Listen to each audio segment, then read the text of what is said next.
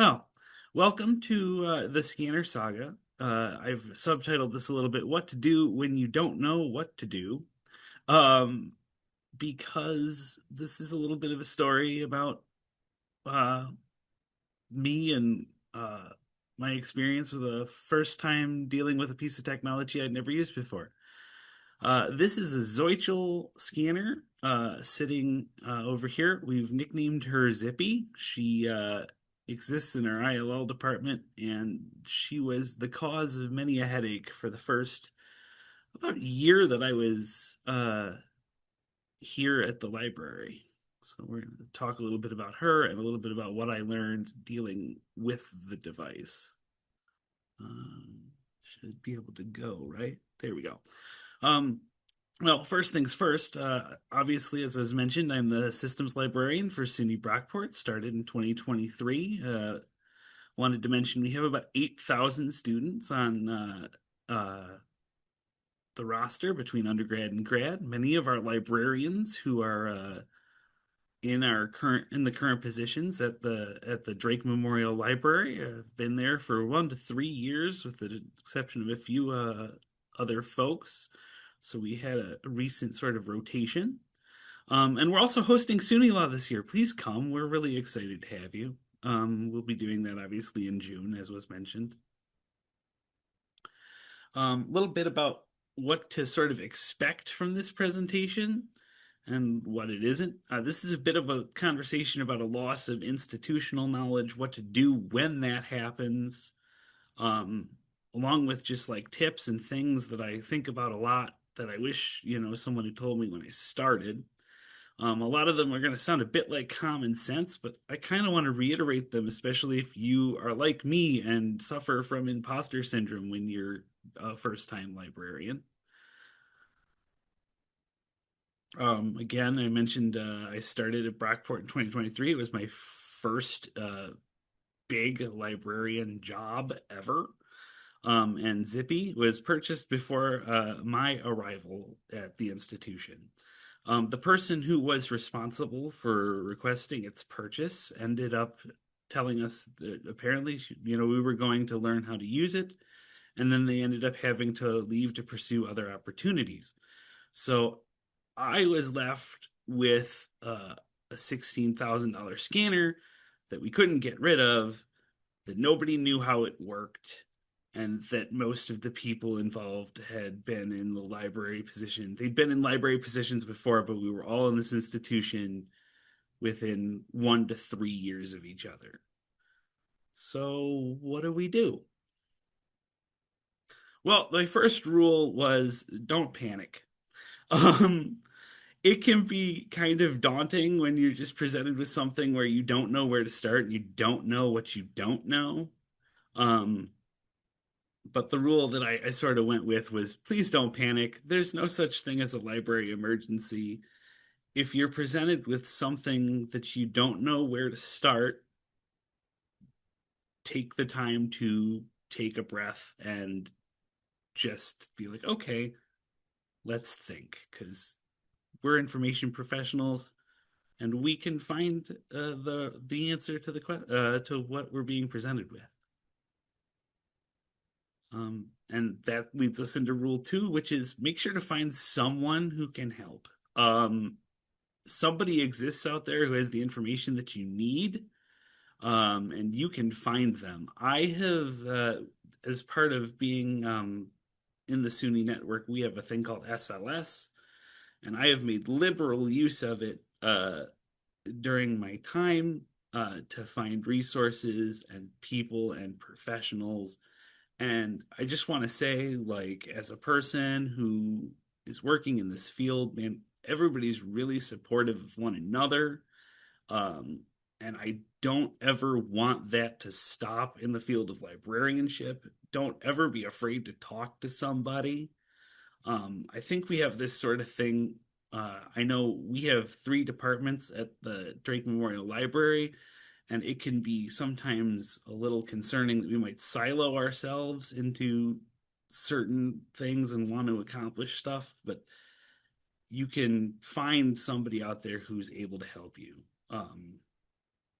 And there are different ways to do that, like our different listservs and materials. Reach out, find somebody.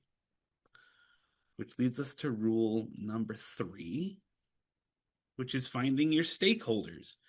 Your stakeholders are the people who benefit from seeing you succeed at using this new technology or approaching whatever problem you happen to be having.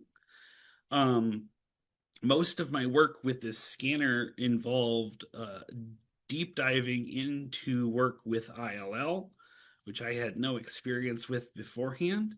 Um, but we sort of came together, and I, we have a really good ILL department that works really hard, and I'm sorry, uh, they have skills and they have the needs. They know what they need and they can present it to you. Also, we had to work with our archives department, who also needed the scanner to do some specific things different to what the ILL folks needed. So making sure to bring all of the people in when you have this piece of technology or whatever other problem it might be is necessary, because you might need to make a change based on what one or another person needs. Which brings us to rule number 4. When being presented with a piece of technology, please don't be afraid to break it, especially if it's not working or doing what you need it to be able to do. Um, you can make a change on the device and you have to be willing to touch it. I think I spent the first like 2 months with it being afraid to just get into its digital sort of back end and make these programming changes, because I was afraid I would leave it in a worse state than I originally started with it. And that's just not the best way to go about dealing with a piece of technology, be digital or physical. Just get in and make changes as needed. Don't be afraid to dive in head first. That said, I came up with rule number 5, which is break it responsibly. If you're going to break it, break one thing at a time, note how you broke it, and be willing to take it backwards to return it to the state that it originally started in.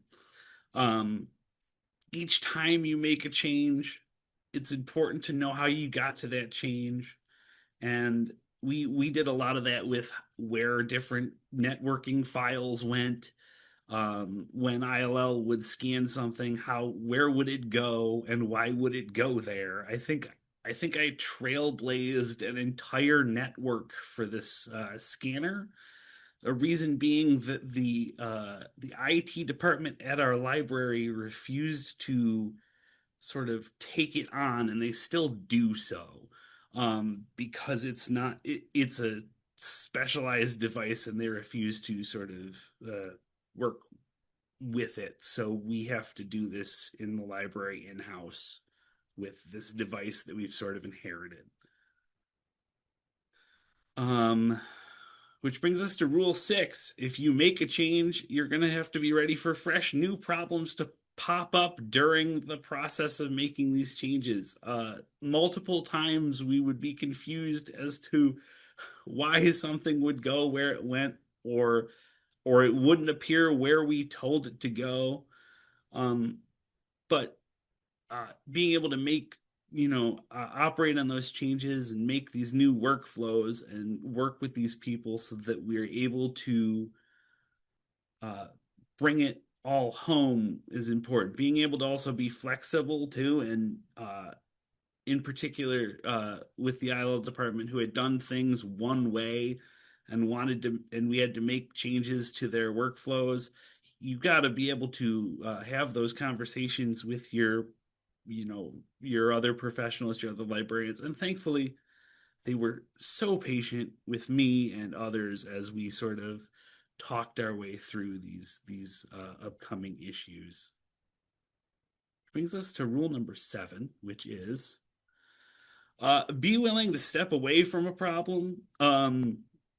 This is something I didn't think about. I came into librarianship a bit with this sort of mentality that once I had a problem, it had to be solved, and it has to be solved that day. And that's not feasible, and it's not good for your mental health either. It's okay to spend a couple of hours dealing with a piece of technology, and being able to be like, okay, look, I've done something with it today. Give me a minute. I have to go do just something else.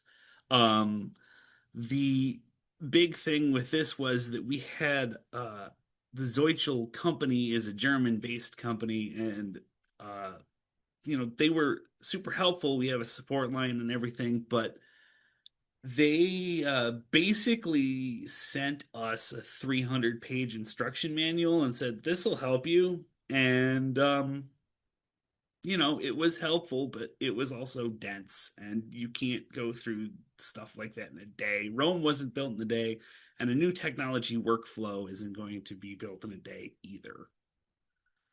Which brings us to rule number 8, which is when you actually get it to work and everything is functioning the way it's supposed to, please don't be afraid to celebrate yourselves. I think that there's at least in some of my experience, we're kind of in the background in the technical services department. And I get super excited whenever we solve a problem or we manage to make a successful transfer to like a new workflow, or a new piece of technology has been solved in the best way for all parties. It's cool. It's exciting. You should be excited about that. And then, of course, there's rule number 9, which is once you've done that, document everything, all of it. Make sure that the entire workflow, how the device is going to be used, what you're going to do with it, is written down and provided to everybody who is going to be using that device. We're actually going to hop over to the next slide, which I think, yes, I'm hoping this works. Um, you'll have to let me know where the page ends up. Did it jump to the document that we made? Did it load, or is it still on the slide? Because I can't see. Um, we have a whole documentation workflow built up with the Zeuchel scanner, and now we can provide this. And I won't go through the whole thing, but we can provide this to a student worker who is going to be using the device in our ILL department on the first day on the job, and they will know exactly what it is they need to do. And you cannot make this workflow like dense enough. Make sure that every single step is cataloged, everything is, written out for everybody who's going to be using the device, because the easier we can make each other's jobs, I think the better off that we are. And I won't go through the entire thing, but I will go back down here. Um, and now we're going to hop over to my last rule, which is once you've solved the problem, be prepared for the next one. It's kind of an eternal cycle, and that's okay. In, little bit under 3 years of being a technical services librarian, and a systems discovery librarian, it's just you're going to be constantly presented with those things, and that just means you go back to step 1.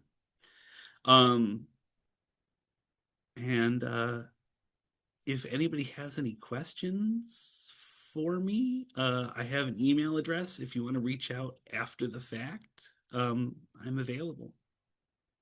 I think that's what I've got for you guys. Okay, thank you so much for that, Casey. If anyone has any questions, please drop them in the Q&A now. We have about 10 minute or 15 minutes for questions, it looks like. So, oh, I see one coming in already. I'm going to go read that now. Oh, okay. The question is, what is the model? What is the model? Oh, I'm sorry, I don't actually know the number off the top of my head. I'm sorry. I didn't write that part down for the presentation. Let me see if I can actually, maybe we can get a look at the picture on the slide.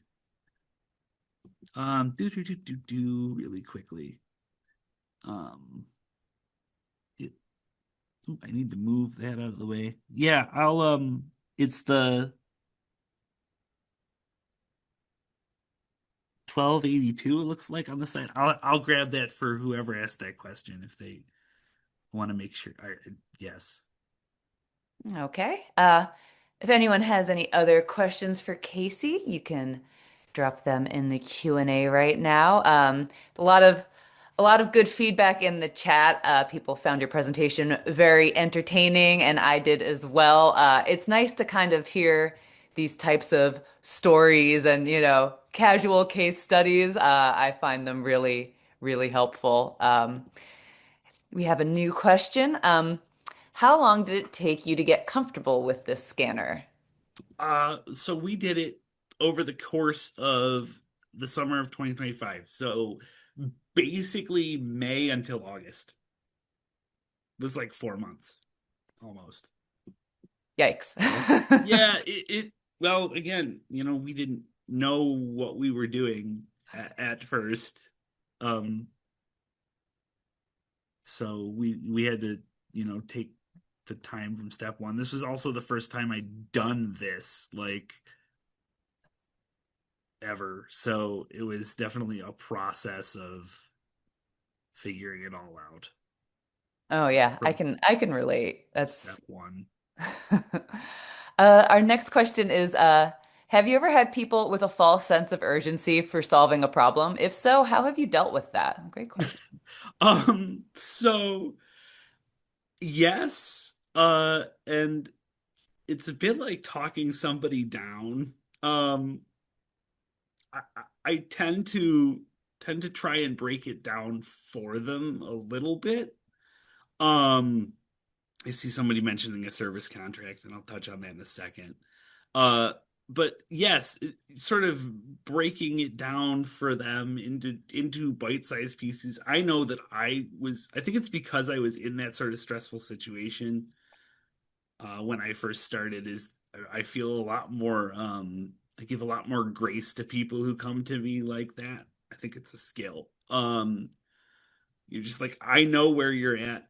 I get it. I understand. Let's talk it down and break it down into a manageable project. And um, I get a lot of that sort of thing. Yes, sometimes it really depends on who. Raj mentioned that there's a service contract for the scanner, and it's definitely helpful. Okay, our next question is how many people were involved? So it was myself and three people from ILL. So it was basically the two people from ILL and one person from the archives. So four people Okay. on the team. We have another question. I'm curious how much is actually scanned for ILL today. Using Alma/Rapido in our ILL, we found less of a need to scan articles and got rid of our scanner. Uh, they use it pretty regularly. We have a number of archival materials. With the Rose archives being quite popular, especially with local historians, we get a lot of requests to come in and see that, get digital copies of these items. That's why we had it. It's a big thing with our archives, but also our ILL department, especially with book chapter requests. That's how we've been using that. Yeah, we And still have older some. print journals, as Chelsea mentioned, I'm noticing in the chat. Right. We still have some time for questions. If anyone else has any, you can. Oh, and they do. Is this a staff-only machine, or will you ever allow students or faculty to use it? Uh, we allow our student workers to use it if that's what you mean. But it is mostly used by ILO and archives. Um, One of the big projects that it's currently being used for is to upload digital copies of all of our school newspaper to the um, um, our SOAR and SDR, which is our digital archiving space. Okay.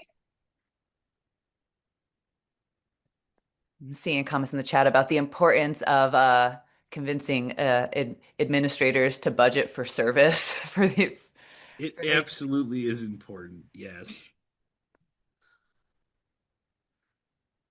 Does anyone have any more questions for Casey? We still have some time.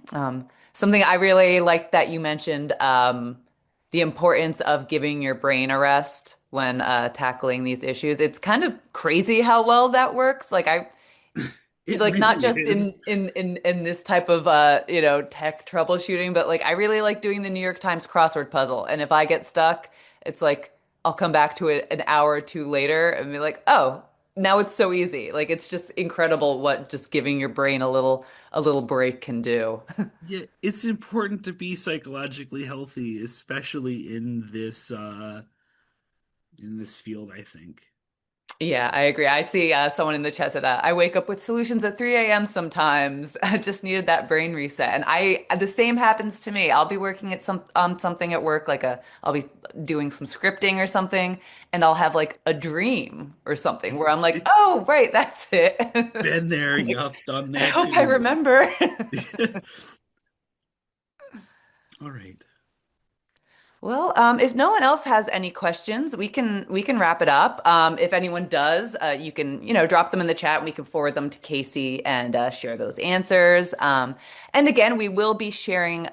Everything is being recorded today, and we're going to share the recordings and the slides. We're going to post them up on our conference website, which I will throw in the chat right now. So they'll be posted on our conference. Oops, I did not do that to everyone. I just sent that to one person. So yes, all of the recordings and slides and everything will be shared on our conference website. Also with any questions that we didn't get to during the conference. So we'll be sharing those out probably it'll take, I don't know, about 2 to 4 weeks, I'd say, and you'll get an email notifying you of every attendee today that registered. Whatever email you use to register for today's conference, you'll get an email once the recordings and slides and everything are ready. So we'll keep you notified. We have about 5 minutes before our next presentation, so we can just let everyone take a nice little breather. I'm gonna share my screen again so we can get ready to introduce our next presentation in a few minutes. It's talking too fast. Okay. And thanks again, Casey. That was great. Thank you.